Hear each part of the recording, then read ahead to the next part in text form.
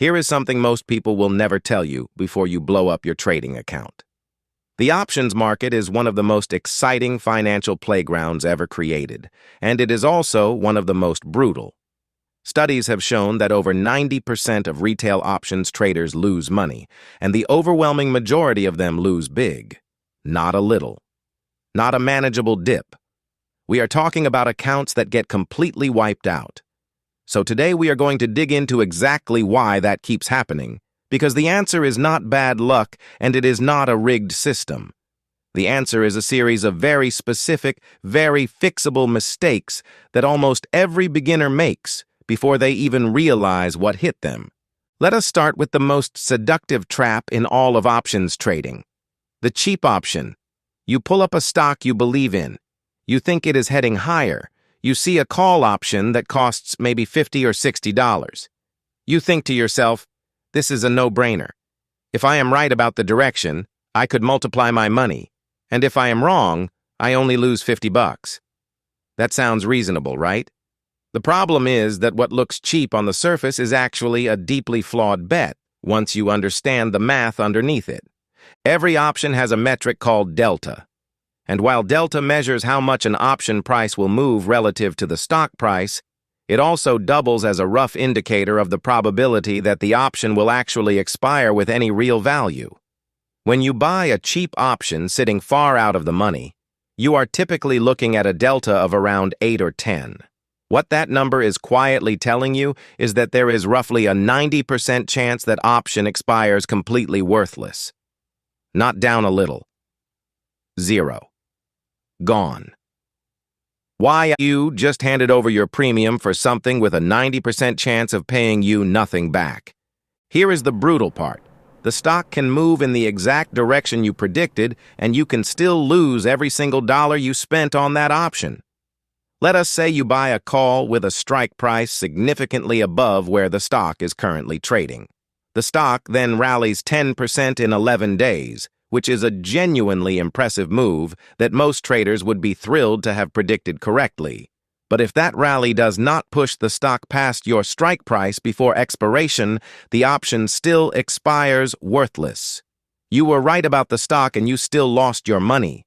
That is the hidden cruelty of cheap options that most beginners never see coming.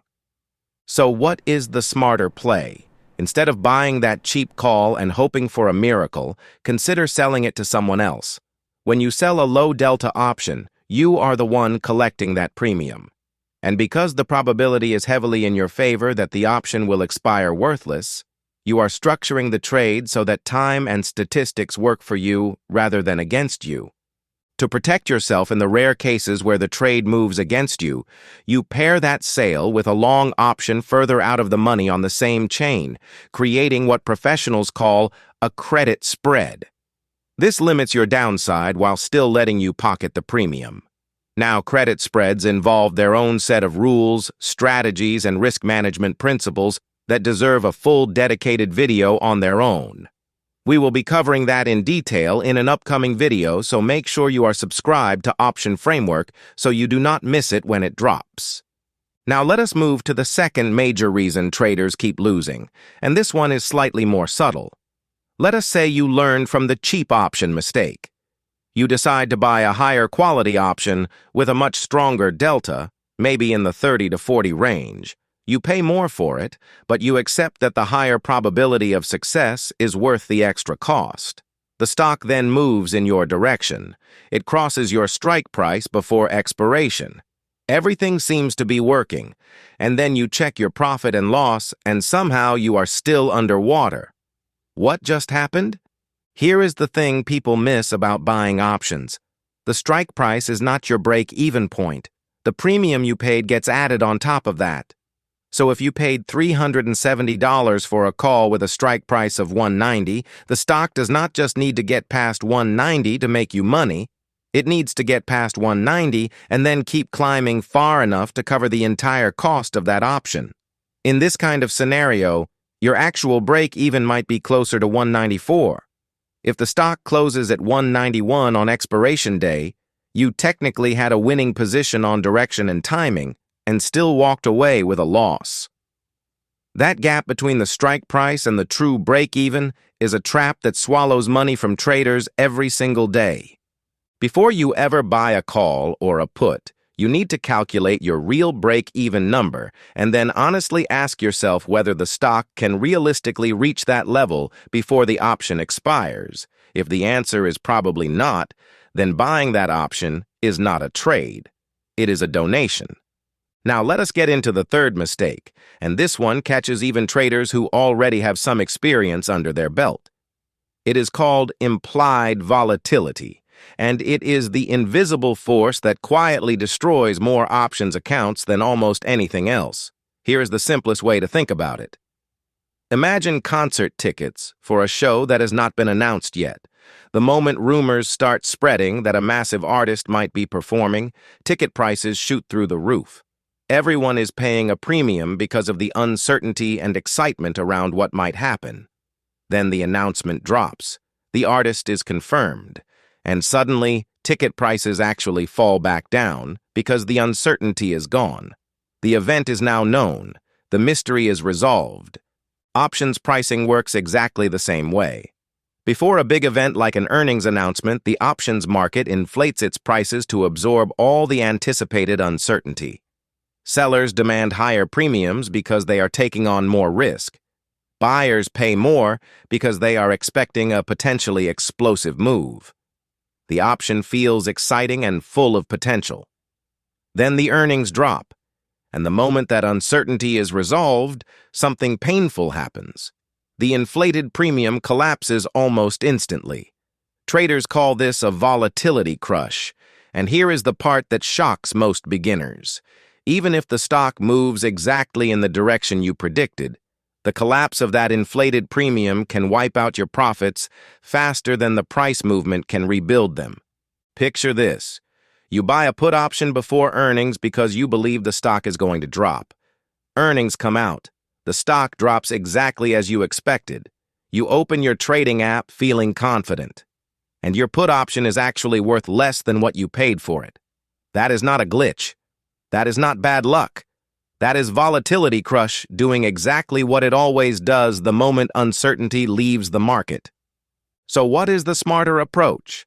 If you want to trade around events like earnings, understand that buying options puts you in a direct fight against this invisible deflating force. Selling premium ahead of high volatility events and buying a protective option to cap your downside is often a far more defensible strategy. You collect the inflated premium before the event. Then when that premium drops after the event, you are the one collecting the money, not losing it. The bottom line on implied volatility is simple. Never buy an option without first checking whether the premium is inflated by an upcoming event. If it is, you are not just betting on direction. You are also betting that the move will be large enough to overcome the collapse in premium that is coming the moment that event resolves. That is a much harder bet to win than most beginners ever realize. Beyond these three specific mistakes, there is a broader reality worth confronting. Research consistently shows that retail options traders as a group lose billions of dollars every year. Transaction costs, including bid-ask spreads that can run into double-digit percentages, erode returns before a trade even has a chance to breathe. Behavioral patterns push traders toward lottery-style bets on short-dated options that expire in days or hours, options that have astronomically poor odds. Social media amplifies the rare stories of massive wins, while the far more common disasters stay quiet and invisible. This is not a game stacked against you because the universe is unfair. It is a game where institutions have more information, better tools, faster systems, and deeper understanding of the probabilities involved. When retail traders step into that arena without a solid education, without understanding delta and break-even calculations and volatility dynamics, they are essentially funding the winning side of someone else's trade. The good news is that none of this is mysterious or unknowable. The principles are learnable. The mistakes are avoidable.